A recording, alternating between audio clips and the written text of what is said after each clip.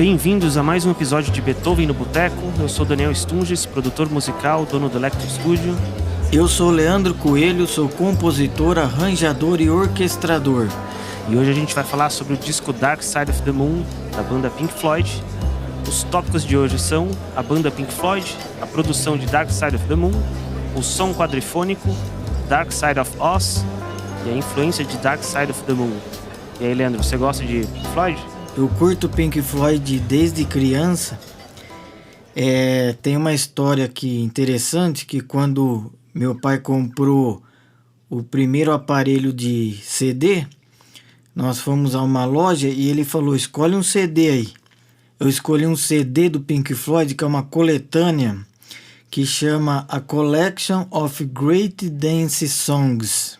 É uma coletânea de várias músicas do Pink Floyd. E eu conheci o Pink Floyd através do escritório do meu pai. Meu pai tinha um escritório num prédio, né, que tinham vários escritórios. E no mesmo andar, assim, no escritório da frente, abriu uma loja de vinil, que tinha vinil, CDs, várias coisas assim.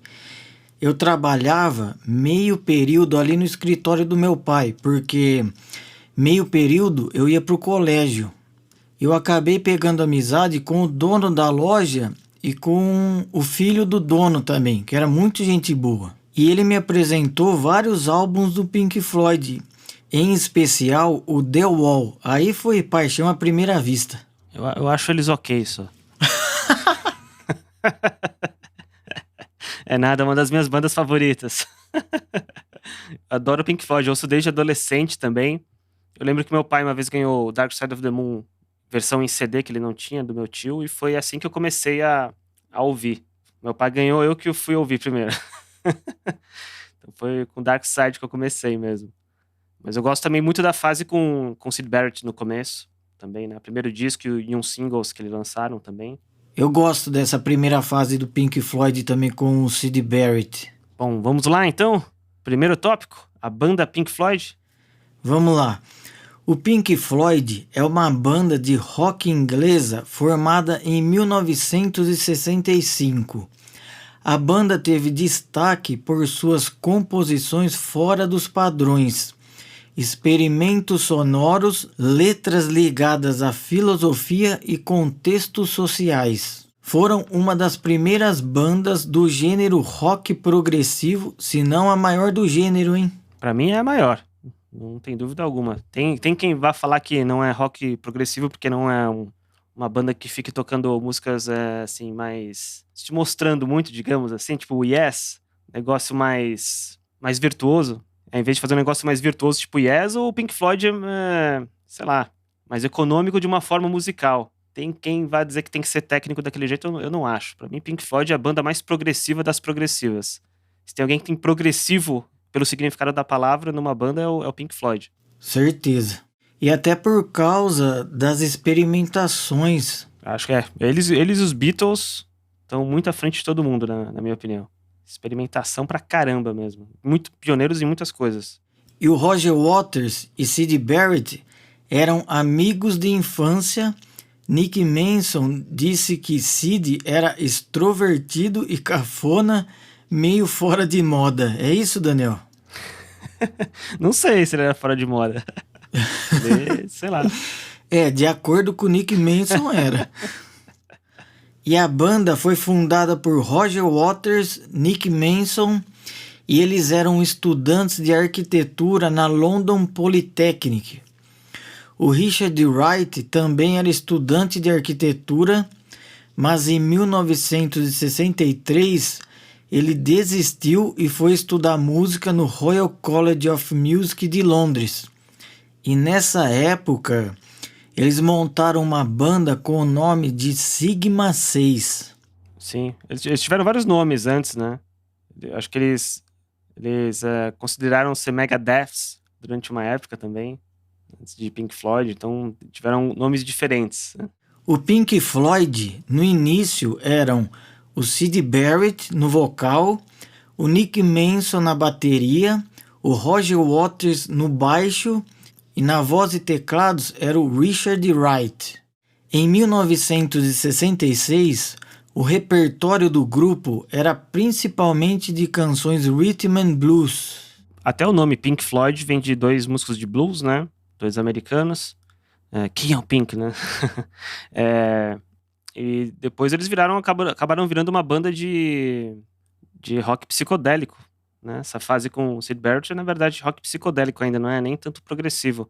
Tanto que eles gravaram o primeiro disco ao mesmo tempo em que os Beatles gravavam Sgt. Pepper's, no Abbey Road, os 2 no mesmo estúdio.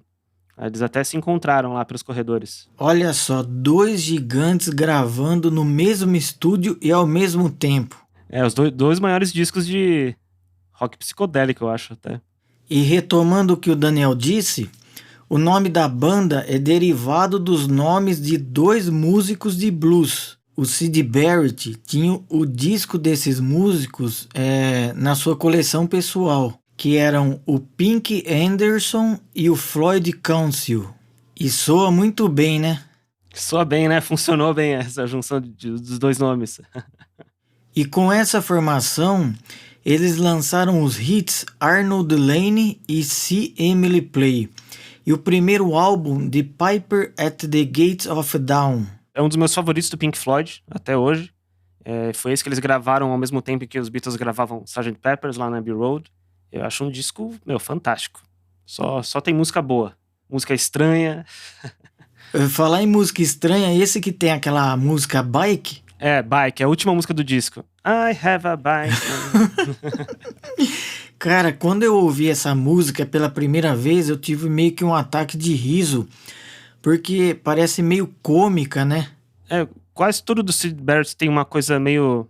Bom, tudo tem uma coisa meio infantil, mas eu digo isso de uma forma boa.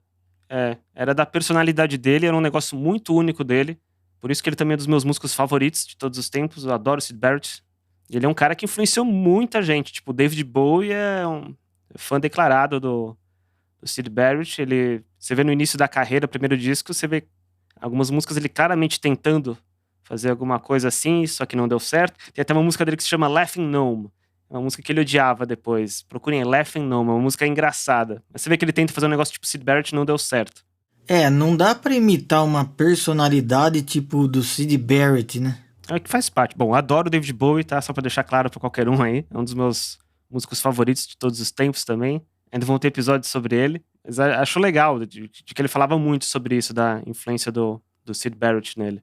E depois de um tempo, o Syd Barrett começou a ter problemas e a banda notou mudanças em seu comportamento. Ele estava usando LSD constantemente e o Nick Mason descreveu Syd como, abre aspas, completamente distanciado de tudo o que estava acontecendo, fecha aspas. Ele é uma pessoa que já tinha algumas questões assim na cabeça, e aí começou a usar drogas, muito LSD. Falam que um dia ele morava com o pessoal em algum apartamento lá em Londres e parece que colocaram LSD também, sei lá, na bebida dele sem que ele soubesse muito. E foi aí que ele ficou pior de vez, parece que nunca mais voltou. Mas uma coisa também que eu lembro bastante de um documentário que eu assisti uma vez sobre o Syd Barrett, que tinha uma filmagem da primeira vez que ele usou LSD. Você vê ele muito doido. Eu já assisti esse documentário e é muito bom, acho que eu assisti umas 10 vezes. Já viu também, então, né? Sim, e o David Gilmour entrou como o 5º membro da banda em 1967 como guitarrista e vocal. E Gilmour já conhecia o Syd. Eles tinham estudado em Cambridge. O Syd Barrett saiu do Pink Floyd em 1968 devido a problemas mentais. Muito talentoso, inclusive como pintor, né? Ele era pintor também, passou o resto da vida pintando. Esse trauma que a banda teve foi um negócio que influenciou muito a carreira do Pink Floyd, inclusive nesse disco, Dark Side of the Moon, você tem esse tema, a loucura. E parece que a capa do álbum Division Bell parece que foi inspirada também em Syd Barrett, né? Division Bell, High Hopes tem claramente menção a ele, até no clipe, The Wall, é muito claro também, que é influenciado também pela história do Syd Barrett, e Wish You Were Here, né? Shine On You Crazy Diamond, sobre ele. E mesmo o Syd Barrett saindo da banda, eles mantiveram, né, o legado dele, assim. E ele não quis sair porque ele quis, né? Por causa de problemas de saúde mesmo. Teve uma hora que eles desistiram de ir atrás dele. E foi meio que assim. E nunca mais falaram e acabou. Ele não dava mais, porque você tem que fazer turnê, tem que tocar, ele não conseguia mais tocar, ele parava no meio do palco muito doido e ficava imóvel, sem cantar, sem tocar. Foi por isso que chamaram o David Gilmour, né? Então tentaram ter ainda alguém junto, mas teve uma hora que você tem que ou você para junto com o cara ou você continua. Aí foi isso, eles continuaram. Mas uma pena mesmo. Ele ainda lançou, né? Ele ainda lançou 2 discos solos, David Gilmour produziu. Acho que o Roger Waters produziu junto o primeiro também, mas ele não aguentou fazer o segundo, porque era difícil lidar com o Syd Barrett, mas enfim. Do que eu sei, o David Gilmour cuidava pessoalmente para que ele sempre recebesse os royalties, né? O Syd Barrett, pelo resto da vida. E Roger Waters foi o principal letrista e líder, ele quem criou os conceitos por trás dos álbuns The Dark Side of the Moon, de 1973, Wish You Were Here, de 1975, Animals, de 1977 e The Wall, de 1979. Nós fizemos uma coletânea aqui dos álbuns de estúdio do Pink Floyd. Quem não conhece, quiser conhecer, e o Daniel vai dando nota aí para cada álbum. The Piper at the Gates of Dawn, de 1967. Nota 10. A Saucerful of Secrets, de 1968. Nota 7. More, de 1969. Nota 7. Uma Guma, de 1969. Nota 7. Atom Heart Mother, de 1970. Nota 8. Middle, de 1971. Nota 8. Obscured by Clouds, de 1972. Nota 7. The Dark Side of the Moon, de 1973. 10. Wish You Were Here, de 1975. 11. Animals, de 1977. 10. The Wall, de 1979. 9. Que 9 o quê, pô? É 12 esse. Eu nunca fui tão fã do The Wall. Eu sei que é um baita disco, mas, sei lá, é coisa pessoal, assim, que eu não gosto muito desse tipo de sonoridade que tem nele. Começou a ficar um pouco mais perto do que da sonoridade dos anos 80, que eu não sou tão fã, mas eu sei que é um disco muito bom. The Final Cut, de 1983. Confesso que nunca ouvi inteiro. A Momentary Lapse of Reason, de 1987. Nota 7. The Division Bell, de 1984. Nota 7. The Endless River, de 2014. Essa eu não ouvi inteiro. São instrumentais da época que sobrou do Division Bell, né? Eu ouvi uma coisa ou outra só. Pra mim acabou no Division Bell mesmo. Pra mim também, o Division Bell foi o divisor de águas aí, o final. Não sei, tipo assim, High Hopes é uma música muito famosa. Virou o último clássico que eles criaram. E é uma das minhas favoritas de todos os tempos deles, hein? É muito, muito boa essa música mesmo. E tem um filme que chama Ainda Muito Loucos, que é um filme de 1998, que se você conhece a história do Pink Floyd e do Syd Barrett, principalmente do Syd Barrett, você vai ver que tem muita influência nesse filme. É muito bom, vale muito a pena ver, é divertido. Olha só, não vou procurar. A história dele total funciona pra um filme, né? Não é à toa que alguém se inspirou pra fazer. E agora o próximo tópico é a produção de Dark Side of the Moon. O álbum The Dark Side of the Moon é o 8º disco de estúdio lançado em 1º de março de 1973. Ele foi produzido pela própria banda. Pink Floyd mesmo produziu o disco. Foi gravado no estúdio Abbey Road entre maio de 1972 e janeiro de 1973. Olha quanto tempo de estúdio os caras tiveram para gravar esse disco. No Abbey Road ainda. Um álbum desse calibre não tem como ser gravado em 3 meses, né? Ou uma semana, né? Dependendo do disco, você grava em menos que isso, até. Tipo, a gente falou do primeiro disco do Black Sabbath, no outro episódio, aquele lá foi o quê? Foi um dia que eles gravaram. Foi tudo ao vivo também. Mas não se compara a essa produção, né? Que é conhecido como um dos melhores sons de discos e melhores produções de todos os tempos de qualquer disco. Sim, até porque nesse disco do The Dark Side of the Moon teve gravação multitrack, loops de fita e sintetizadores analógicos. O engenheiro Alan Parsons, ele foi o responsável por várias particularidades sonoras da gravação e pelo recrutamento da cantora de estúdio Clary Torrey, que aparece em The Great Gig in the Sky. E o álbum explora temas como conflito, ganância, tempo, morte e doença mental. Acho que foi o primeiro disco que teve todas as letras escritas pelo Roger Waters. Antes disso, quando o Sid Barrett saiu, pra quem não sabe, ele era o principal compositor da banda. Praticamente tudo era feito pelo Sid Barrett, da música à letra. Então eles ficaram meio perdidos durante alguns anos. Foi aí que eles viraram progressivo, ficaram fazendo som cada vez mais experimental, que é muito legal.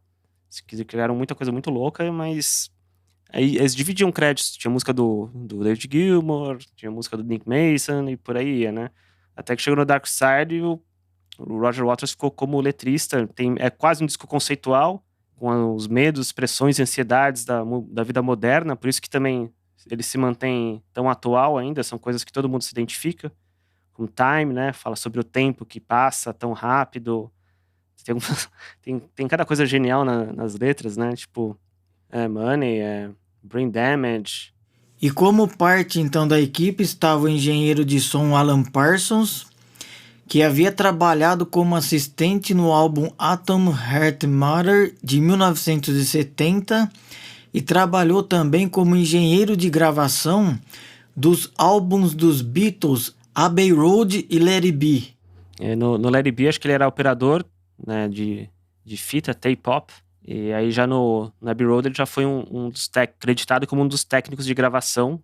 Começou bem, né, com os Beatles. O cara só começou trabalhando com uma das maiores bandas do mundo, só isso. Depois disso tudo é fácil. Nada mais é pressão. Pois é, né? Aí fica fácil, pô. Então ele é famoso também por ter o Alan Parsons Project, é uma banda dele. O cara foi extremamente importante pro Dark Side of the Moon. Ele nunca mais trabalhou com Pink Floyd depois, é engraçado isso. Tipo, chamaram ele pra trabalhar no Wish You Were Here, ele não quis. E ele recebeu, né, a indicação ao Grammy de melhor gravação pelo álbum The Dark Side of the Moon. Mas não venceu por esse disco, é engraçado esse tipo de coisa, né? Um dos discos mais bem-sucedidos, famoso pelo som dele, ele não ganhou o Grammy. Assim, de qualquer forma, ele é extremamente bem-sucedido. Que eu nem dou muita bola pro Grammy, né? Mas nem vou começar a falar sobre isso, senão eu não paro.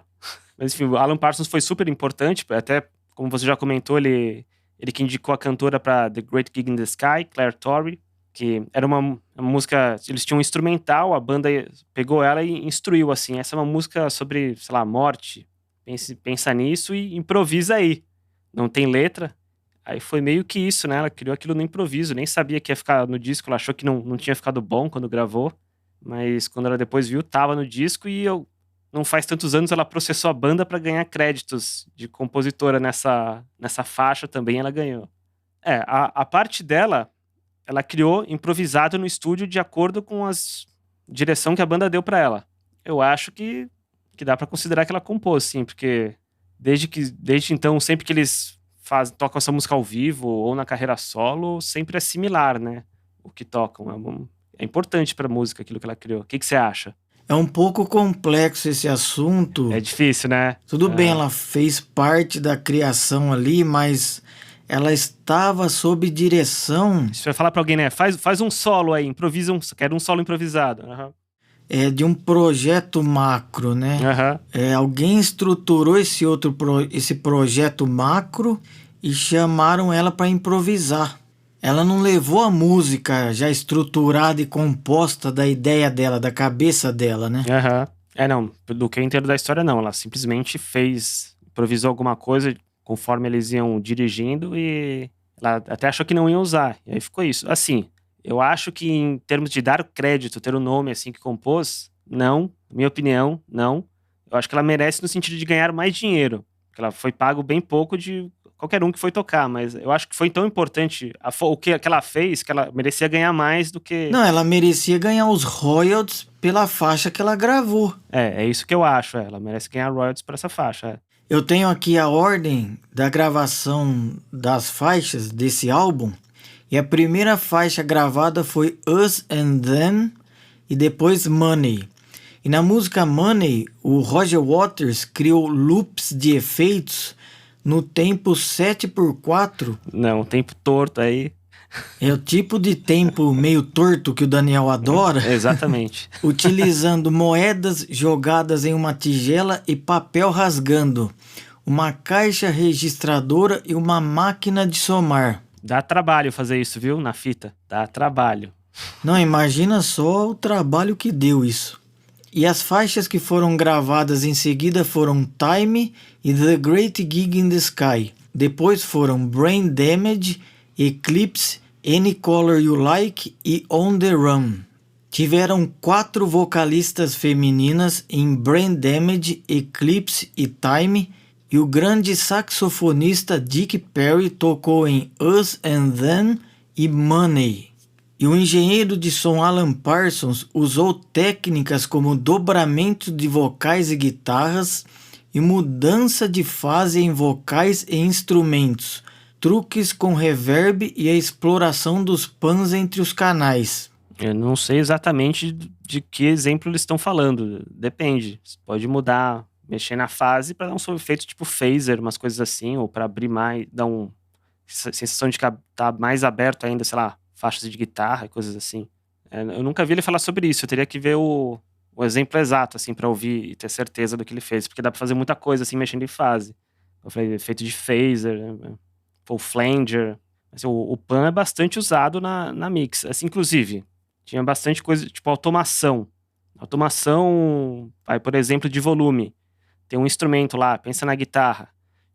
Ela faz sei lá, uma frase no meio da música, você quer que aumente aquele som. Não existia automação na época. Então você tem que chegar, quando você está passando a mix para fita, estéreo, você tinha que chegar lá naquela hora que tá tocando a música, você aumenta o fader e abaixa nesse trecho. Então tem muita automação de volume, sei lá, de efeito de pan, né? Pan é tipo jogar, pensa na sua caixa em estéreo, né? Esquerda e direita. Tá na direita e vai pra esquerda, e depois volta pra direita ou vai pro centro. Então quando eles iam terminar a mix, assim, né? Tinha que pegar todo mundo, treinar, ensaiar, pegava a banda inteira pra ajudar, né?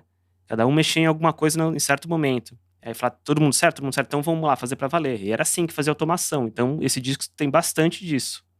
Aliás, é um disco, uma coisa interessante nele sobre a parte de reverb e tudo mais, né? Que o David Gilmour é um cara que adora reverb, ele queria um disco com bastante reverberação. Já o Roger Waters era o contrário, ele queria um disco bastante seco. Ele tava ouvindo bastante o primeiro disco solo do John Lennon, do Plastic Ono Band, que é um disco bem seco, um som bem cru. E o Alan Parsons conseguiu ajudar eles a chegarem no meio termo, que ficou ideal aqui nesse disco, ficou demais. Próximo tópico agora, o som quadrifônico. Aproveitando que a gente está falando dessas loucuras de automações de pan, palco sonoro. O som quadrifônico, explicando brevemente, assim, é um sistema surround que existia nos anos 70, que parecia que ia dar certo, mas morreu nessa década mesmo. Que em vez de você ter as duas caixas, como eu comentei, né, como a gente tem as caixas estéreo até hoje, você tinha mais duas atrás, né, a sua esquerda e a sua direita. Então você ficava entre 4 caixas. Eram 4 canais independentes, né, 2 na frente e 2 atrás. Exatamente, isso um som imersivo. E Pink Floyd sempre foi uma banda que estava usando o que tinha de mais novo de tecnologia em tudo. Agora nesse disco tem sintetizador, tem loop, tem um monte de coisa, e eles quiseram também fazer o som quadrifônico, eles já tinham, né? Já vinham trabalhando, eles usavam ao vivo também. Inclusive, estava assistindo um vídeo há pouco tempo de um cara que recriou o PA, todo o sistema de PA do Pink Floyd dos anos 70. Tem coisas que ele acha que ele tem que eram do Pink Floyd mesmo, tipo caixas de PA. PA significa public address. São as caixas de som que ficam viradas pro público quando tem o show. Ele, acho que não existia mais, ele recriou. Tipo, ele pegou a mesa de som, foi lá com... Esqueci qual é a marca que eles usavam. Falou com os caras lá hoje e recriou a mesa de som, que tinha a opção de você mexer no pan quadrifônico, porque ao vivo era quadrifônico o som também. Então as partes de efeitos que você ouve no disco, tipo, sei lá, som de avião, os loops de Money, o Time, eles podiam pegar, era tipo um joystick, que ele pegava e mexia ao vivo, né? Aí fazia o som passar por você. Até hoje, se você for num show do Roger Waters, por exemplo, não é quadrifônico, né? Mas é um som surround mesmo. Você vai ver pelo estádio, quando toca essas músicas, tem esses efeitos, você vai ouvir passando em volta de você todo o som. É um negócio incrível, é muito legal. Eu fui em um show do Roger Waters em Brasília com uns amigos e foi o melhor show que eu assisti na minha vida, tanto na parte de áudio como na parte visual. Eu fui nessa turnê também, foi incrível, o melhor som de show que eu já vi na minha vida, melhor disparado, assim, especialmente em estádio. Eu fiquei bem na grade, nossa, porque eu sempre vou com protetor auricular em todo show. Porque, né, trabalho com isso e eu já maltratei meus ouvidos bastante tocando por aí, quando eu era mais novo. Então eu tento não estragar ainda mais. Aí nesse dia eu não tive que usar. De tão perfeito que tava o som, em volume, especialmente agudos, né? Que costuma ser muito alto e doer o ouvido. Naquele dia tava perfeito. Tava tudo muito claro, balanceado, né? Muito claro, equilibrado, baita banda, o setlist animal e toda a parte de palco é muito incrível dos shows dele, cara. Acho que eu não vi ninguém fazer algo tão legal quanto ele faz nos shows. Tipo a fábrica que aparece na hora de Dogs. Meu, assim, eu nunca tive a oportunidade de ouvir o som quadrifônico em si, né? Sempre ouvi outros tipos de surround. Mas você consegue mais profundidade, mais tudo mais. É que era caro pra fazer, então por isso que não deu certo, né? Você tem que ter um sistema mais caro. Eu também nunca ouvi um sistema quadrifônico, mas de acordo com o engenheiro que montou, ele diz que a faixa de dinâmica é bem maior, né? Ah, sim, é verdade, vi ele falando sobre isso. Até o sistema de som dele, né, que é todo analógico, comparado com os sistemas digitais de hoje, ele falou isso. Inclusive, nessa época, a música tinha dinâmica ainda. Então, Pink Floyd você vê muita dinâmica, Queen também. Pink Floyd, podem reparar que a música ela fica mais baixa, mais alta, né? Chega no refrão, fica mais alto o som, aí depois abaixa de novo. É um recurso que meio que se perdeu na música de hoje, com essa mania que todo mundo tem de querer soar o mais alto possível. Agora falando sobre Dark Side of Oz. Existe essa lenda há muitos anos de que o Pink Floyd gravou Dark Side of the Moon. Gravou não, né? Mixou, fez o disco todo para ser sincronizado com o filme O Mágico de Oz, aquele filme clássico com a Judy Garland. Tem até lá as instruções. Acho que o leão dá o terceiro rugido. Acho que é o terceiro, você dá o play no disco. Assim, realmente, eu já assisti inteiro. Tem no YouTube isso, para quem quiser. Já tenho sincronizado do início. E tem muita coisa pra falar, meu Deus, isso foi pensado, não é possível. Tem coisas tipo, sei lá, aparece a bruxa, que eles começam black and blue, né? Ela com aquela cor. Tem ou Time, que é, sei lá, bem quando cai a Dorothy de uma cerca, começa a música. Tem muita coisa assim. E, inclusive, eu assisti uma vez numa virada cultural aqui em São Paulo, uma banda cover de Pink Floyd tocar o disco inteiro ao vivo, sincronizado com um Mágico de Oz tocando nos telões. Ficou igualzinho o que eu assisti no YouTube. Foi bem legal de assistir. E aí, o que você acha disso? Você já ouviu? Já viu? Eu já assisti o filme O Mágico de Oz, mas eu nunca assisti o filme sincronizado com o som do Pink Floyd. Então, eu preciso ainda ter essa experiência. E da onde surgiu tudo isso, essa lenda, tudo? O Fort Wayne Journal Gazette publicou um artigo sugerindo que os leitores assistissem ao filme O Mágico de Oz e ao mesmo tempo ouvissem o álbum The Dark Side of the Moon. E parece que toda essa ideia foi compartilhada pela primeira vez em um grupo de notícias online do Pink Floyd. Eu não sabia de onde tinha surgido isso. E o mais engraçado é o que os membros da banda dizem sobre o assunto, né? O que eles acharam de tudo isso? O guitarrista David Gilmour disse que tudo isso é alguém com muito tempo livre. O Roger Waters disse que era besteira, que não tinha nada a ver. E o do Nick Manson, cara, foi a melhor. Ele disse, abre aspas, é absolutamente sem sentido. Não tem nada a ver com o Mágico de Oz. Foi tudo baseado em A Noviça Rebelde, fecha aspas. E o Alan Parsons negou a intenção de conectar o disco ao filme. Tem muita coisa assim, quando começa...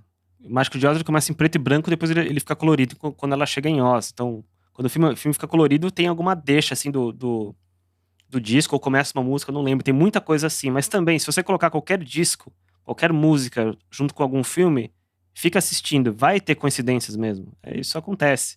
O pior é que o filme combina com o Dark Side of the Moon, sabe? Da temática, tudo combina um pouco. Esse negócio da loucura funciona bastante. O último tópico de hoje é a influência de Dark Side of the Moon. Eu queria falar rapidamente sobre a capa primeiro, que ela foi criada por Storm Thorgerson, da Hipgnosis, um amigo também um amigo, sei lá, acho que da escola ou faculdade dos caras do Pink Floyd, que fez capa pra muita gente famosa também, tipo, sei lá, Led Zeppelin, fugiu agora, mas sei lá, fez... O cara fez capa pra muita gente. A capa de Dark Side of the Moon, pra mim, honestamente, é a melhor capa de todos os tempos, a mais icônica, acho que é a mais conhecida. Eu demorei muitos anos pra me tocar que não tem o nome da banda nem do disco na capa. Você simplesmente olha e pensa Dark Side of the Moon, Pink Floyd. A simplicidade dela que é o que é tão incrível. Eu acho muito, muito icônico. A capa que retrata um espectro prismático, né? Parece que foi pedido do tecladista Richard Wright, que gostaria de um design que representasse a iluminação da banda. Eu vi ele falando uma vez que ele fez essa e mais algumas opções pra banda. Ele colocou assim, tipo, os quadros pra eles olharem. Falou que a banda inteira foi essa capa. Não tiveram nem que pensar, essa. A capa é um prisma num fundo preto. Você vê um feixe de luz chegando nela e do outro lado saindo as cores do arco-íris. Uma outra coisa interessante sobre Dark Side of the Moon, a influência dele, é o quanto tempo ele ficou nas paradas da Billboard. Não sei se ainda acho que era um recorde, né, de semanas seguidas.